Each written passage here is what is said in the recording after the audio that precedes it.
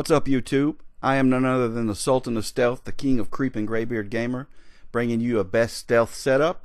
If you're having a problem with people picking you up on the mini-map or people sound horn your footsteps, this class is for you. I'm running the Type 100 with grip and extended mags, airborne division with a suppressor, inconspicuous as my basic training skill, and satchel charge as my lethal. Inconspicuous, you have to level up your mountain division in order to get that, in order to pick that up. You have to prestige that division, but it's definitely worth it.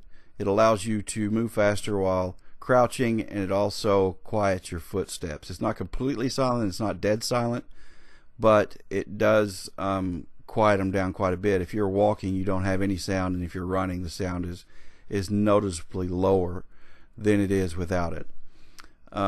And to be honest with you, my biggest pet peeve with this game so far has been the fact that people can sound hoarse so easily. And I use a headset, but sometimes when you're moving, you can't differentiate your own steps from somebody else's. And because there are a lot of campers in this game, because the recon planes are grossly underpowered, you do have a lot of people sitting in corners, so they're able to hear you where you can't hear them. And if you're running inconspicuous, then it allows you to be quieter, so they don't stop and camp in a corner and wait for you to run by. And it gives you an advantage. And running the suppressor, obviously you're not showing up on the mini-map when you're killing your enemies, so there's another advantage. This class right here, if you are having problems being detected by your enemy, and it's preventing you from going on long kill streaks and preventing you from earning your score streaks, you got to try this class. Without this class, I don't know that I would have been able to have such a strong gameplay. I think I went 29 and 11 overall, which isn't bad. And I think, and this is the second round, I think with this setup, I switched to this setup at halftime. It allowed me to go 18 and 5 in the second half, which is pretty strong. It's hard to have in domination in this particular edition of Call of Duty. It's hard to have the 100+ gameplays. I think I only had one in Black Ops 3, but I did have 100+ gameplay. And then this one it's very, very difficult. You're going to die a lot in this game, but this minimizes that to a certain degree because it gives you an advantage over your enemies.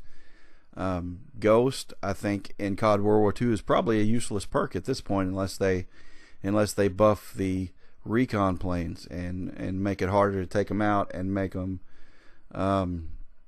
more effective. Because to be honest with you, most people are running Ghost anyway, so your recon plane is probably not going to pick anything up. It's not in the air for very long if nobody shoots it down, and if somebody shoots it down, it's in the air even less. So but this class setup right here, if you're looking for an advantage over your enemies, this is the one for you.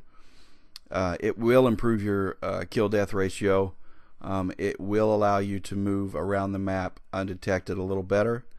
And as you can see there, I just ripped them up, stealing the A flag from them, because I was able to get to that point without them knowing I was there. As you can see, I'm colorblind, so if you wonder why I was shooting my teammate there, I'm red-green colorblind, so I still have trouble at times deciphering which enemies are actually which players are actually my enemies and which ones are my teammates. But and I think right there also I finished the contract of 75 multi-kills or something, which got me a rare supply drop, which that's a whole different video on supply drops. I'm not real sure how I feel about it. I do think you get better stuff, but the variants, there's really no incentive to get a variant, because they're all the same with the exception of the XP boost you may get sometimes with some of the variants. But anyway, you got to try this class.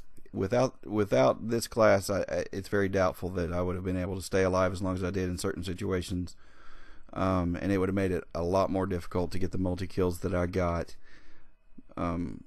I never have in the past been a fan of dead silence, but this is not really dead silence. It's not an unfair advantage, but it does give you a certain advantage if you use it correctly. Make sure you check out my first video, because that'll tell you more how to navigate the map and put yourself in situations to succeed. But anyway, guys, that's the end of the video. Make sure you hit that like button, subscribe if it's your first time. My name is Graybeard Gamer. Thanks for watching. I'm out.